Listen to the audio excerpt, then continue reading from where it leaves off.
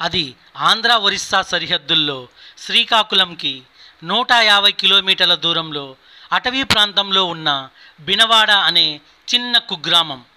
చుట్టూ అటవీ ప్రాంతం అవ్వడం వల్ల అక్కడి ప్రజలు దాదాపుగా అన్ని వస్తువులు వారపు సంతలోనే కొంటారు. గోపి సంత అంతా తిరిగి కావలసినవన్నీ కొనుక్కున్నాడు. తిరిగి వస్తూ కొంచెం దూరంగా ఉన్న గంజాయి పొంత వైపుకు వెళ్ళాడు. అది ఒక ఇసుక ప్రదేశం.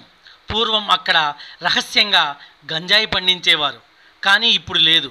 కానీ సాధారణంగా అక్కడ ఎవరైనా దొంగలు దొంగతనం చేసి తెచ్చిన వస్తువుల్ని రహస్యంగా అమ్ముతూ ఉంటారు.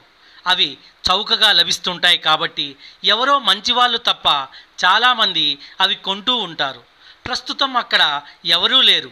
గోపి కాసేపు చూసి ఇక వెళ్ళిపోదాం అనుకుంటూ ఉండగా ఒక నడివయస్సు వ్యక్తి ఒక మంచాన్ని భుజం మీద పెట్టుకుని వస్తున్నాడు. అతను గోపిని చూసి ఆగాడు. అయ్యా, ఇది చాలా పాత టేకు మంచం. మీరు ఎక్కడ కొన్నా 10,000 కన్నా ఎక్కువే ఉంటుంది. ఇది గంజాం దగ్గర ఒక గ్రామం నుంచి దొంగిలించి తీసుకువచ్చాను. ఎంత ఇస్తారో ఇవ్వండి అన్నాడు. మంచం చూడగానే గోపికి సంతోషం వేసింది. తాను ఎప్పటి నుంచో మంచి మంచాన్ని కొనాలి అనుకుంటున్నాడు కాబట్టి అతనికి కొంత డబ్బు ముట్టజెప్పి తీసుకున్నాడు. వెళ్ళిపోయేటప్పుడు అడిగాడు, నీ పేరు ఏమిటి? నా పేరు ఏదైతే ఏందిలేండి, అందరూ తాతాజీ అని పిలుస్తారు, మీరు అలాగే పిలవచ్చు అన్నాడు. అలాగే వెళ్ళొస్తా తాతాజీ అని నవ్వుతూ సెలవు తీసుకున్నాడు గోపి. ఆ చుట్టుపక్కల ప్రాంతాల్లో ప్రతి గ్రామంలోనూ ఉన్నట్టే ఆ బినవాడ గ్రామానికి కూడా ఒక మంత్రగాడు ఉన్నాడు. అతని పేరు మారయ్య. ఆ ఊరి వాళ్ళు అందరూ ఏ సమస్య వచ్చినా ముందు అతని దగ్గరికి వస్తారు, తర్వాతే డాక్టర్ దగ్గరికి వెళ్తారు. తలుపు కొట్టాడు గోపి. ఏం కావాలి స్వామి, పొద్దున్నే వచ్చావు? తలుపు తీసి అడిగాడు మారయ్య. చెప్తాను విను. మా ఇంట్లో ఒక మంచం ఉంది, అది మాట్లాడుతోంది. కళ్ళు పెద్దవి చేసి గోపి గట్టిగా చెప్పాడు. గంభీరంగా చూశాడు మారయ్య. ఏంటి, మంచం మాట్లాడుతోందా? నవ్వుతూ అన్నాడు స్వామి. అవును స్వామి, నువ్వు విన్నది నిజమే. మాట్లాడుతోంది, మూలుగుతోంది, ఏడుస్తోంది కూడా, ఇంకా బిగ్గరగా అన్నాడు గోపి. అలాగా, ఆ మంచం కొని ఎంతకాలమైంది?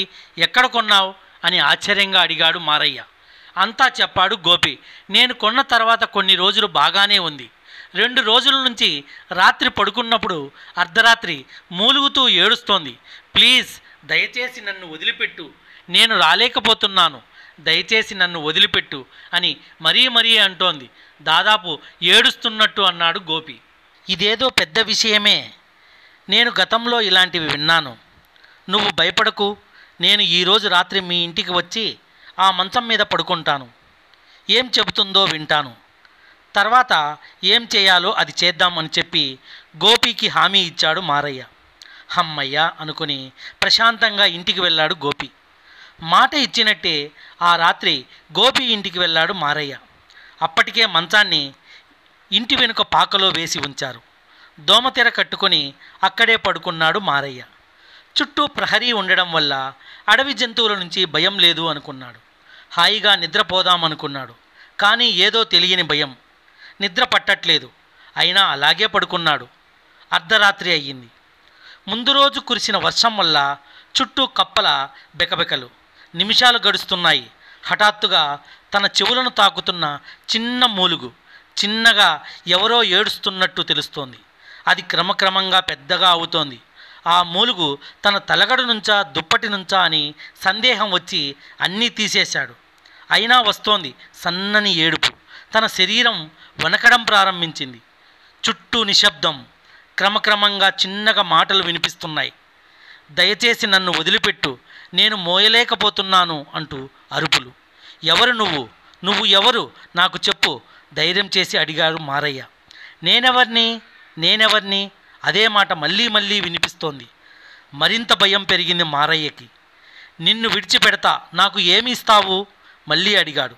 ఈసారి కాసేపు ఆ ఏడుపుకి విరామం. చిన్నగా నవ్వు. ఆ నవ్వు కూడా భయపెట్టేట్టే ఉంది. నవ్వుతూ చెప్పింది, నీకు ఇస్తాను. ఇప్పటి వరకు నీకు లేని గొప్ప శక్తులు నీకు ఇస్తాను. కాస్త ధైర్యం, సంతోషం మారయ్యలో. సరే, నేను ఏం చేయాలో చెప్పు, ఉద్రేకాన్ని ఆపుకుంటూ అడిగాడు. బలి ఇవ్వాలి. మారయ్య ముఖంలో భయం నాట్యం చేస్తోంది. అవును, బలి ఇవ్వాలి. ఇస్తే నీకు నా శక్తులు ఇస్తాను. కొంచెం గంభీరంగా ఉంది ఆ గొంతు.